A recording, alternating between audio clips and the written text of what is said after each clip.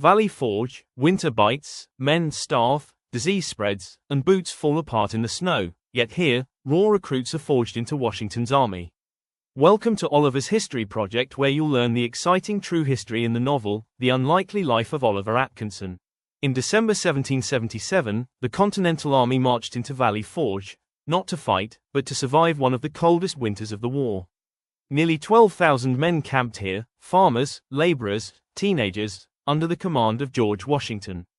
Food was scarce. Bread, meat, and salt vanished. Some men survived on firecake, flour mixed with water and cooked over coals.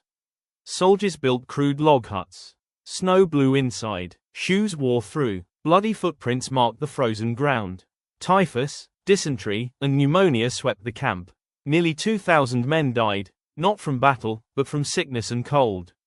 Then change came. Friedrich Wilhelm von Steuben arrived, introducing discipline, drills, and professional tactics.